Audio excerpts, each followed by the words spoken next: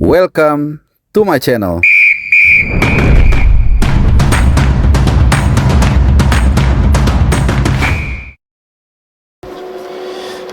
Ya, halo, selamat hari Kamis teman-teman semua. Pertandingan antara Indonesia dan Laos baru saja berakhir. Pertandingan kedua dari grup B di AFF Mitsubishi Electric Cup 2024 yang berlangsung di Stadion Manahan Solo, berakhir dengan skor sama kuat 3-3, di mana Indonesia dua kali ketinggalan di babak yang pertama sebelum akhirnya bisa menyamakan kedudukan. Ya, Indonesia tertinggal lebih dulu melalui gol di menit ke-9 oleh Po Sambon Panyaung, dan kemudian sempat disamakan oleh sontekan dari Kadek Karel memanfaatkan bola mati. Kemudian di menit ke-13 atau selang 1 menit kembali Laos memanfaatkan kelengahan pertahanan dari Indonesia dan berhasil mencetak gol melalui Patana Pomatep.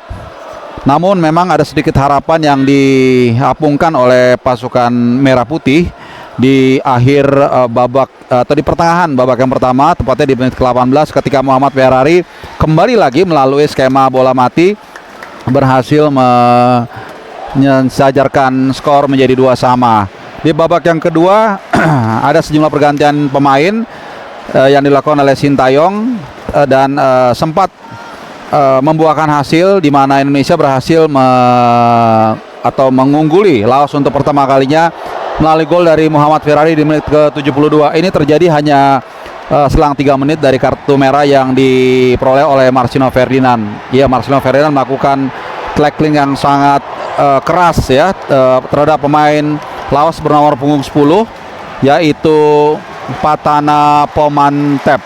Dan awalnya wasit mengeluarkan kartu kuning sebelum akhirnya mengubah keputusannya menjadi kartu merah. Dan ini juga tentunya memastikan Marcelino Ferdinand tidak akan bisa tampil di pertandingan 3 hari lagi dari sekarang, di mana Indonesia akan terbang ke Vietnam untuk tentunya menghadapi Vietnam dengan kondisi ya tanpa Marcelino Ferdinand juga cukup kelelahan.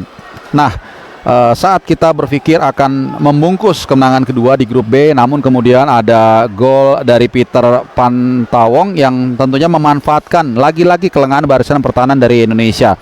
Saat sebenarnya bola bisa dikuasai dengan baik, namun kemudian ada kelengahan dan akhirnya kita lihat bagaimana salah seorang pemain Laos kemudian memanfaatkan merebut bola untuk kemudian melakukan cutback yang diselesaikan oleh Peter Pantawong. Nah, saat ini gua merekam, para pemain Indonesia tetap mendapatkan support dari fans yang memadati Stadion Manahan Solo, dipimpin oleh Asnawi Mangkualam yang tadi sempat mendapatkan peluang ya di detik-detik terakhir saat dirinya dijatuhkan di kotak penalti. Namun wasit yang memimpin pada laga kali ini, wasit asal Jepang, tidak memberikan hukuman bagi Laos. Nah, yang jelas dengan hasil ini tentunya peluang kita menjadi semakin berat.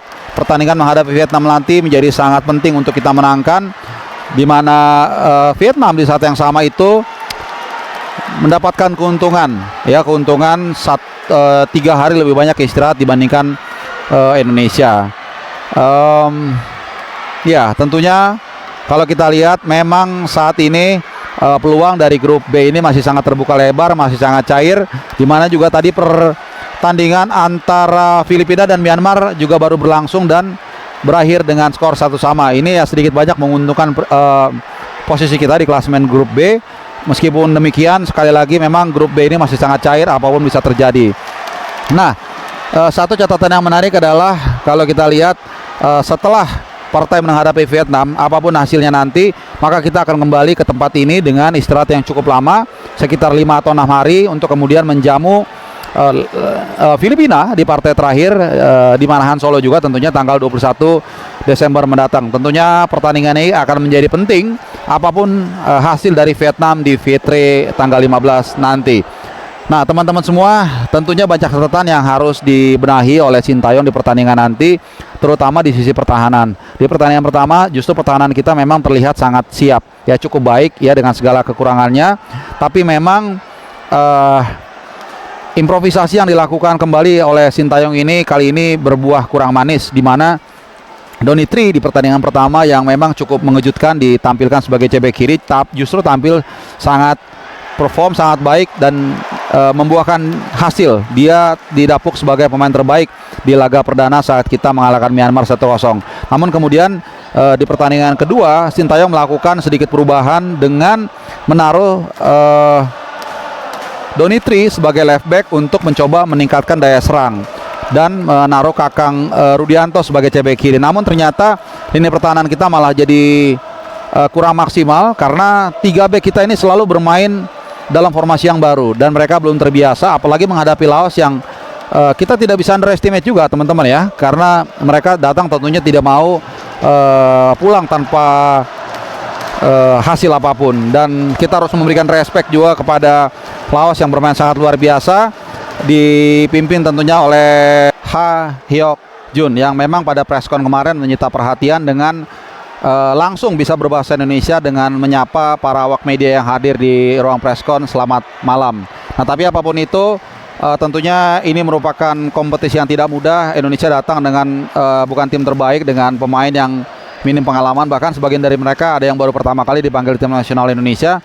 Sementara Vietnam kita tahu yang nanti akan kita hadapi turun dengan pemain terbaik mereka dan mereka akan tampil di hadapan pendukung mereka sendiri. Belum lagi kita akan terbang mungkin besok ya, kemungkinan dari jadwal yang atau dari informasi yang gue terima menempuh perjalanan yang tidak terlalu pendek juga ya, mungkin menghabiskan waktu sekitar 10-15 jam termasuk transit untuk kemudian menghadapi Vietnam. Jadi hanya 2 hari kita mendapatkan istirahat bersih sebelum nanti akan melawat atau menghadapi Vietnam. Nah teman-teman semua, kita akan tunggu setelah ini bagaimana komentar dari pelatih Sintayong yang akan memimpin preskon setelah pertandingan yang berakhir 3-3, dan kita belum tahu siapa pemain yang nanti akan mendampingi pelatih Sintayong di preskon nanti, dan kita akan tanya juga mungkin 1-2 pemain terkait dengan performa atau hasil yang baru saja dilakukan. Dan tentunya channel Burung Harpa melaporkan dari Stadion Manahan Solo, dan tentunya jangan kemana-mana.